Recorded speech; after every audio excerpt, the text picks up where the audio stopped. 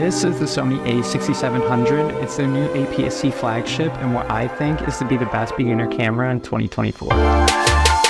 In this video, we'll go over pros, cons, and even compare it to my A7S III.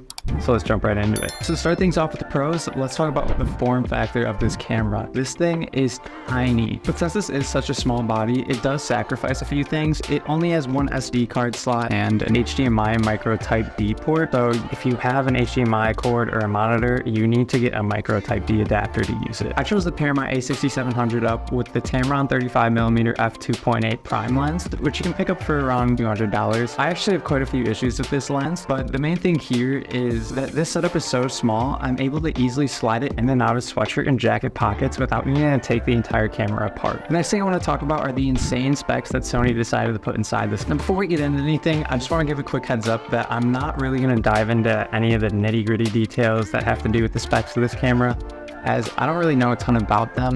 Nor is that what really interests me, but I do want to touch on a few things that make this camera a beast. The first being, Sony put the same 26 megapixel bi-CMOS sensor that they did in the FX30 into this camera. That means this camera has the ability to shoot in 10-bit 422 all the way up to 120 frames in 4K. That's a feature that some of Sony's full-frame, more expensive cameras like the A7C II don't even have, but it does add an additional 1.5 times crop. So as long as you're in really good lighting, it's going to come out clean. But if you're not, you're probably going to notice quite a bit of noise in your footage. Now, this additional 1.5 times crop is taken away when you shoot in 24, 30, or 60 FPS, as well as the fact that this sensor is downsampling its footage from 6K to 4K, so you probably won't notice a drastic drop in the image quality when you're shooting at 4K 120 frames per second. But once again, that noise is still probably going to be present unless you're in a really well-lit area. Now, since I'm assuming you're a beginner since you're watching this video, I want to give a quick overview on why 10-bit is so important. In the simplest way possible, in the past, most video cameras have had access to 8-bit color, which allows them to see up to 16.7 million different colors. But when you compare it to 10-bit's 1.07 billion colors, you start to realize how big of a difference it makes. In 10-bit, you're not really going to get any banding in your footage as well as any gunky noise in your shadows. You'll also be able to take full advantage of this camera's dynamic range as well as the S-Log3 color profile that Sony provides. Now, speaking of dynamic range, Sony marketed this camera as having 14 plus stops, but according to Cine D's lab test, it tops out at around 12 stops when accounting for noise, which is more than usable. Sony also decided to throw in a user assignable LUTs, log shooting mode, as well as their new enhanced video display. So you're basically getting all the new features that Sony's come out with in the past year or so. Sony also decided to throw in their new processor and AI autofocusing chip, which drastically increased the amount of subjects that this camera can recognize, as well as implementing an in-body subject tracking feature. Alright, so as I'm walking backwards right now, the camera should be tracking me, and you can clearly see there's no one behind it or anything, it's just on the tripod. But basically what this feature does is, as I move around the frame, they locked onto me, which is just so nice. I have it set on the lowest setting right now. There is a medium and a large setting, so the crop's just going to get bigger and bigger. But I think this one looks the best, to be honest, and it's so useful for when you're filming by yourself. So instead of having to waste a bunch of time at post trying to make this track look really smooth using keyframes, it just does it automatically for you. You can also change the speed of the track if you want. Right now I have it set to the default, which is 5, but you can make it slower or faster. But I need to get inside because I'm freezing my ass off.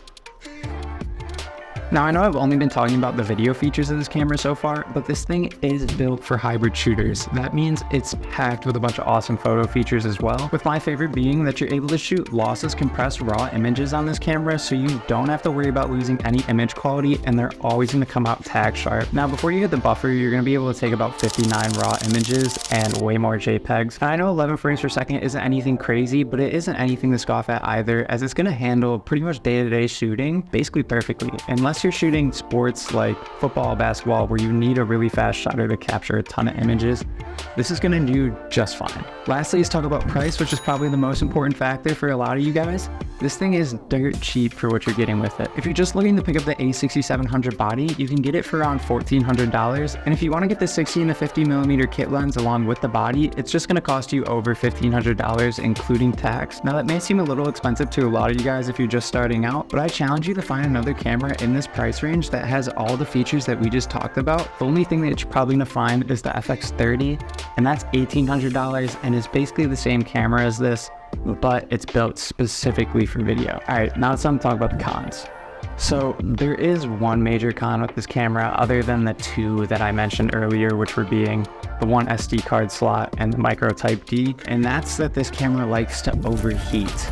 Yes, sadly it's true, this camera does have an overheating problem, but there is a catch to it. Luckily, I've only had this camera overheat on me a couple times, and it was when I was shooting in 90-degree weather in Florida, and when I was stress testing this camera to see how long I'd be able to shoot in 120 frames per second in 4K, which is about 15 to 20 minutes in my office at, I think, 68 or 69 degrees Fahrenheit. So as long as you're not shooting in super hot weather like I was, or trying to use 4K 120 frames per second for an extended amount of time, you're only going to notice that this thing gets pretty warm. Now let's compare this to my A7S III. I'm going to put a few different clips up that I shot this morning at 30, 60, and 120 frames per second on both cameras, and I want you to guess whether the A6700 is on the left or right. I took all these shots at the exact same focal length and tried to match the composition as best as possible, as well as the lighting conditions. So you ready? Here the first two shot at 30.